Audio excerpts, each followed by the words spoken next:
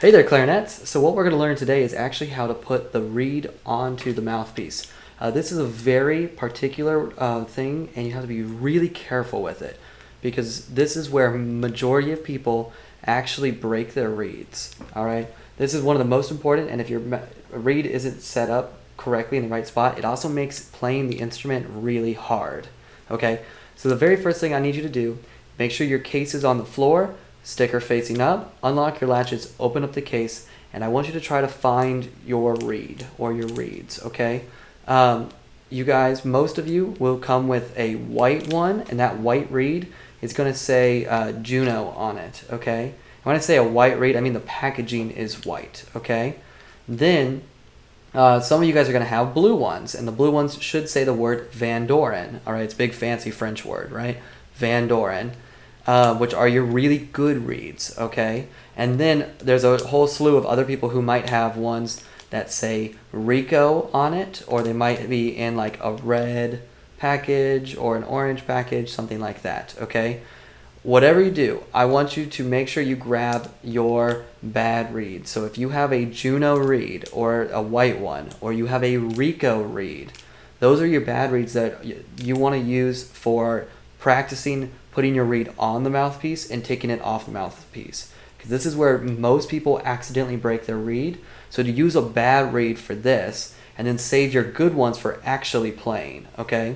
So to give you an example, here is a Van Doren reed. I don't have a Juno reed with me to show you, so what I'm going to do is I'm going to use a Van Doren. If this is all you have is the blue packaging one, then you're going to have to use this one today, and that's fine, but I want you to be very careful because these are the good reeds, all right?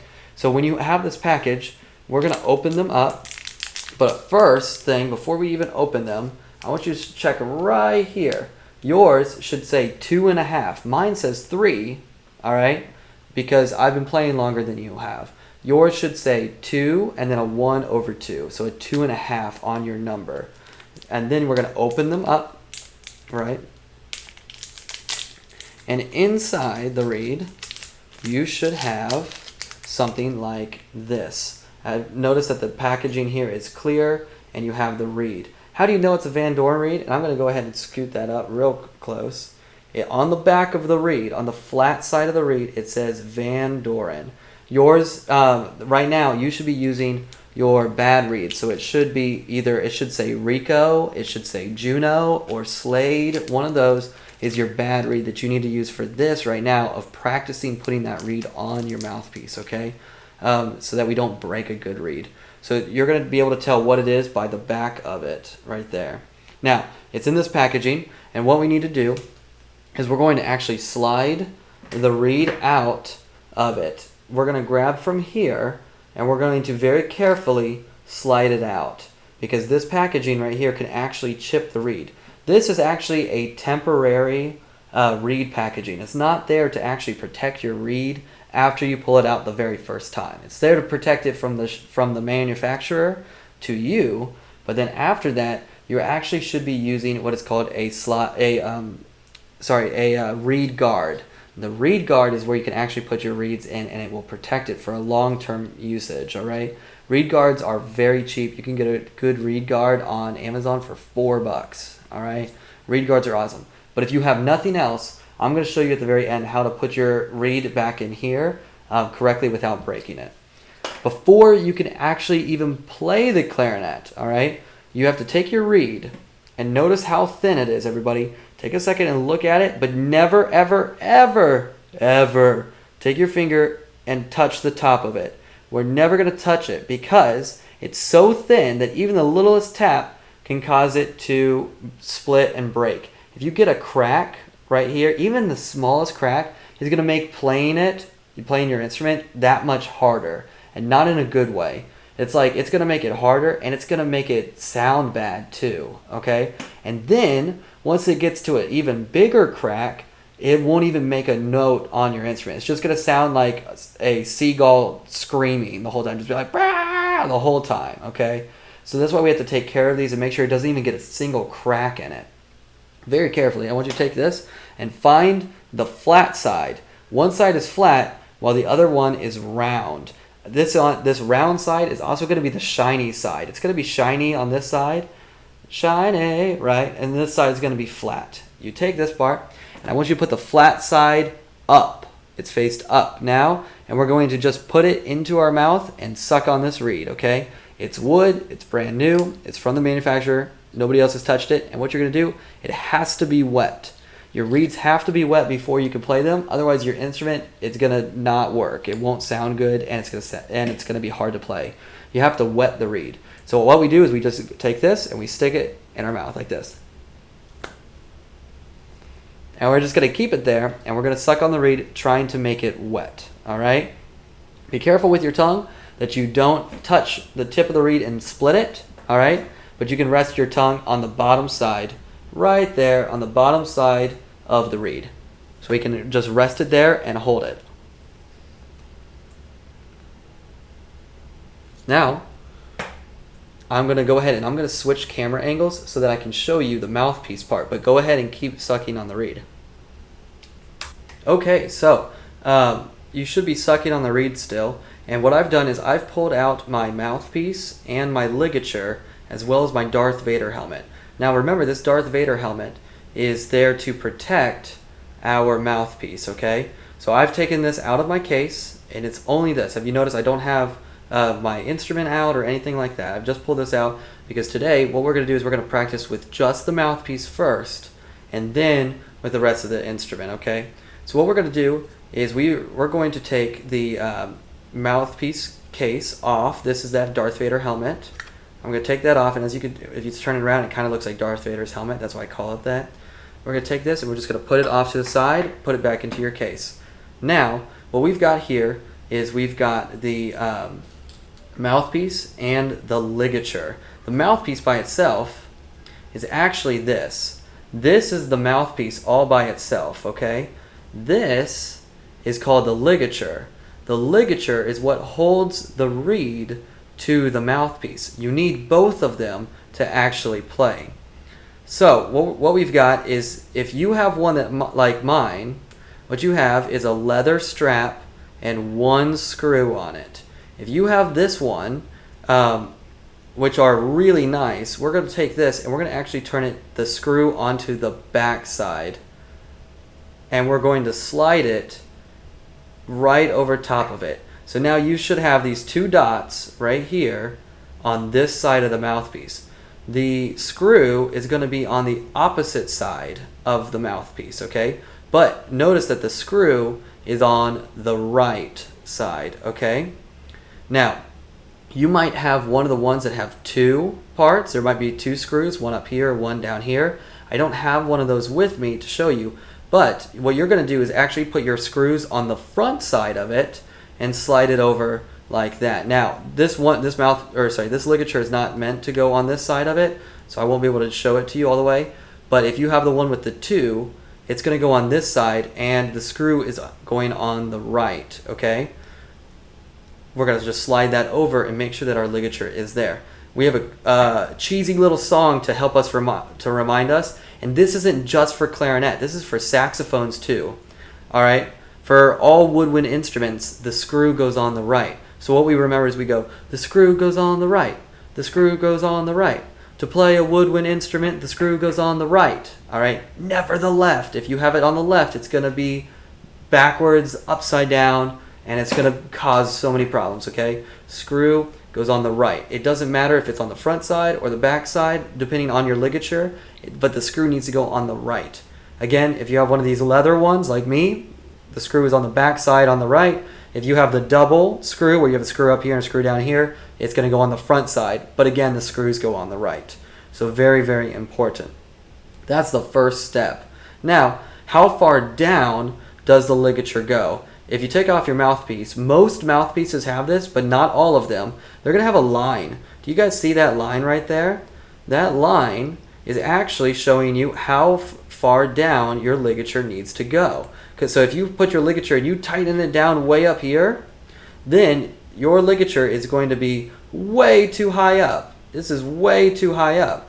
What you need to do is go down to where you can, where the top of your ligature is going to be in line with that line on your mouthpiece. So it's trying to show you where it needs to go. That's how far down it needs to go. Do you see how it's even past that little hole right there? That's good. Now we're not going to tighten this down. We're going to just keep it there. We're going to actually loosen it a lot. Not enough to where the screw falls off, but just to where it can move up and down, okay? Now, that reed that you've been sucking on this whole time should be nice and moist. You're going to take the round side or the shiny side. So this is the shiny side, okay? I'm getting a really bad glare because it's so shiny, right? And then the flat side, as you can see, this flat side where it actually has the name of it, the flat side, is going to go to the flat side of the mouthpiece. If I take this ligature off of it, you can see this is the flat side of the mouthpiece, okay? So the flat side is going to go to the flat side. The round part is going to be facing us. The round shiny part is facing us. What we're going to do is we're going to actually push this ligature up just a little bit, and we're going to slide the reed in carefully. We're sliding the reed in carefully. And then once the reed is all the way in, we're going to actually slide our ligature down, okay? We're going to slide that ligature back down to as far as it needs to go. Now, like if you look at mine, my ligature isn't even far enough down. So what I need to do is actually loosen my ligature a little bit and bring it down to where and bring it down farther than the line so that you know where that line was. And then just bring it back up. What I'm going to do now is I'm going to just tighten it just a little bit, not cranking it down, not a ton, enough to where I can still mess around with the reed, okay? So I've just got it to where now it's like not moving, but I can move the reed back and forth, okay? What we're going to do is we're going to line the tip, and again, we're not going to touch the tip with our finger. We're going to line the tip with the tip of the mouthpiece. On the left and right, we're going to try to make this part straight as well. You can see that there is a flat part there. If I go like this and I go like this, now you can see that hole, and that's not going to work. So this flat part needs to line up with the reed. It has to be flush, okay? So what I'm going to do is I'm going to actually move my reed up a little bit, and sometimes you have to go and like scoot it up and then line it up. Now, what I'm doing is I'm lining mine up, and you have to be really particular with it. It's okay if it takes you some time over the first couple weeks, all right? The first week. And what you want to do is make sure that that tip is in line with the backside. Now, what's cool is that it makes like an optical illusion. When you think it's in line, you actually are going to see a little bit of a crescent moon of the black side, okay? You're going to see that little black side. What happens is when you turn it around, now you should see the little bit of the white from the reed on this side. So if you can see a little crescent moon on that side and you can see a little bit of the white on this side, that means that you did it right. That's good. It should be right at the tip. Now, Mr. Chase, what happens if I am too low? So let's say I'm like all the way down here, and that might not look like a lot, but it makes a huge difference when you play. When you play, less air is going to be able to go through your instrument. You're going to have a lot more back pressure. It's going to be a lot harder to play. What if it's too high? What if you're sticking out from the top? You have more chance of your reed is going to break, and a very similar problem, it's not going to resonate as well. It's not going to be able to play air through it as much, and it's going to be a big problem for you. So again, you want to make sure it's exactly in line, and you will have to finagle it a little bit. You're going to have to mess with it a little bit to make sure that it's straight.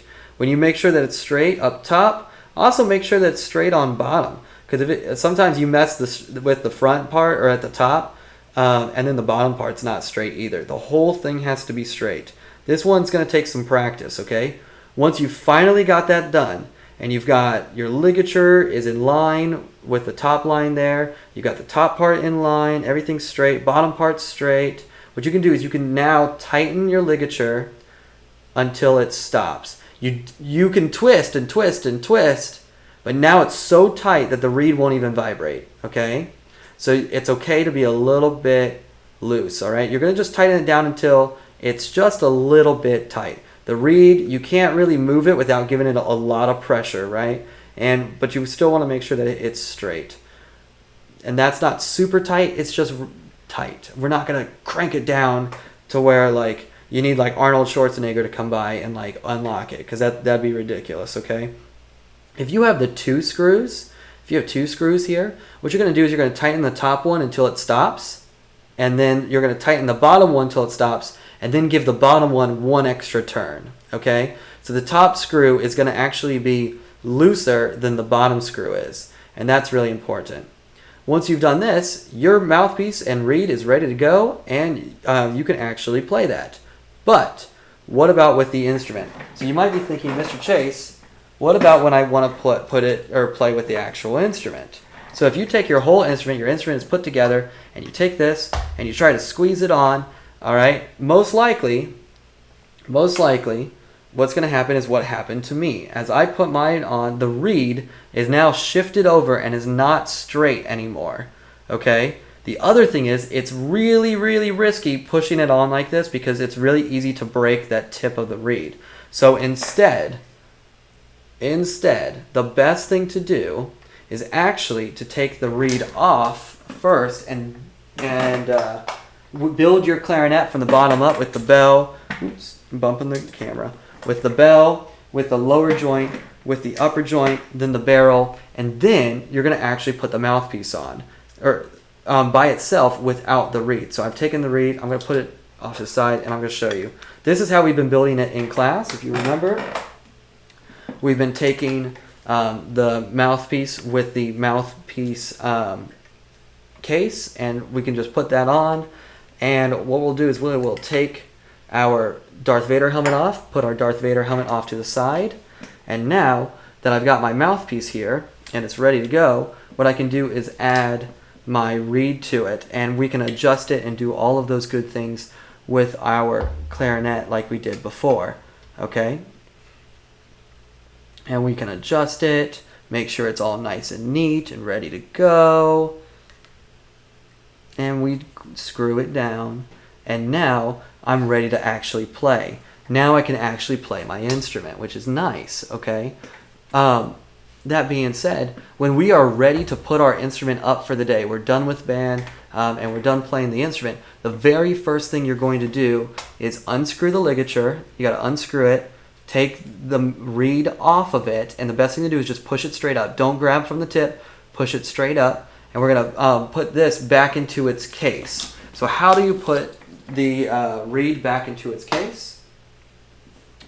If you have if you actually have a real reed case, which I told you again, you can find those on Amazon for like $4. They're so cheap and they're so helpful.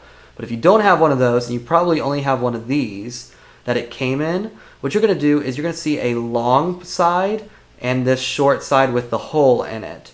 Well, the tip of the reed is the most delicate. So what we're going to do is we're going to actually insert the bottom part in it, and we're going to just twist it over very gently until it's into the case.